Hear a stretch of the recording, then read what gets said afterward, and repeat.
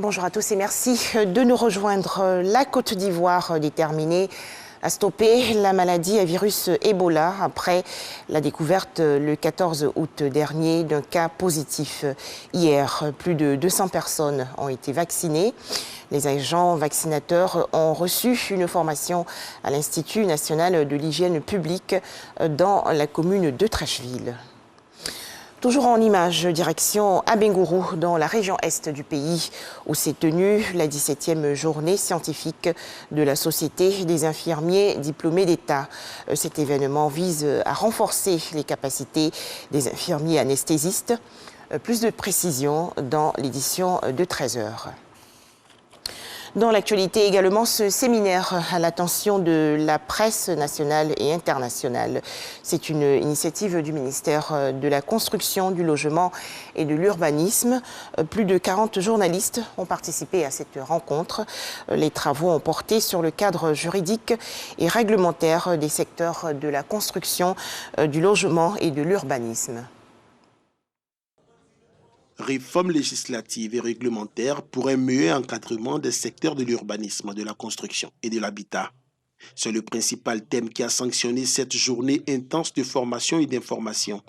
À tour de rôle, les directions du domaine urbain, de la simplification et de la sécurisation des actes, ainsi que celles des affaires juridiques et du contentieux, ont expliqué à la presse les réformes entreprises par le ministère. Un atelier assez instructif, comme je l'ai dit tantôt, on a appris beaucoup de choses. D'abord pour nous journalistes, ça nous permet justement de mieux appréhender la question justement des conflits fonciers qu'on est amené à gérer justement dans le cadre de l'exercice de notre métier. Dans le cadre de la formation, on s'est rendu compte que pour la construction d'un immeuble, il y a plusieurs acteurs qui rentrent en ligne de compte. Et aujourd'hui, il se trouve que certains promoteurs usent de certaines astuces pour contourner la loi. Une formation qui tombe à point nommé. Selon le ministre Bruno Nabayokone, elle permettra de lutter contre la désinformation. La principale cause de la désinformation, c'est quoi? Bien souvent, malheureusement, c'est la méconnaissance. C'est l'ignorance, la méconnaissance des règles, des principes. Et dans tous les secteurs d'activité, cela existe.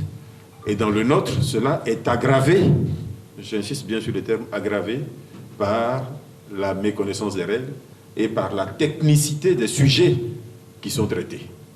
Le ministre de la Construction a par ailleurs appelé les performances réalisées à la tête de son ministère depuis sa nomination. Il a égrené plusieurs projets dont le bail à usage d'habitation ainsi que l'accroissement des ACD signés.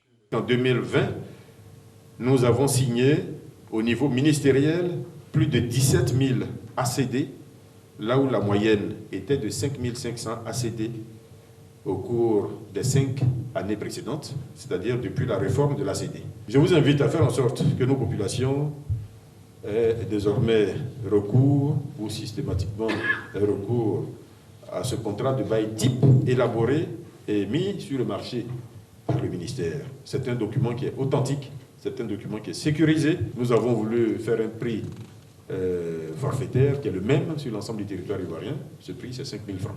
Cette session de formation a enregistré la participation d'une quarantaine de journalistes. Comme l'a précisé les initiateurs, elle entre dans le cadre d'une vaste campagne de communication auprès des populations.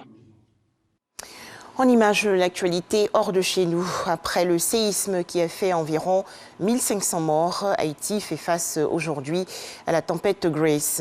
Les experts environnementaux indiquent qu'à cause de l'eau qui devrait tomber, des inondations et glissements de terrain pourraient avoir lieu dans le pays. L'Afghanistan, désormais aux mains des talibans. Ces derniers ont décidé hier une amnistie générale pour tous les fonctionnaires d'État. Les talibans les exhortent aussi à reprendre le travail. Le mont Merapi, le volcan le plus actif parmi les quelques 120 que compte l'Indonésie, est entré en éruption hier, laissant surgir sa plus forte coulée de lave depuis plusieurs mois. Pour terminer, la Coupe d'Afrique des Nations 2022, qui seront les adversaires des éléphants de Côte d'Ivoire pendant la phase de poule. Le tirage au sort de la CAN 2022 va se dérouler aujourd'hui à Yaoundé, au Cameroun. À cette occasion, les 24 pays qualifiés, dont la Côte d'Ivoire, seront répartis dans les différents groupes. Voilà, merci de nous avoir suivis. À 13h, le journal.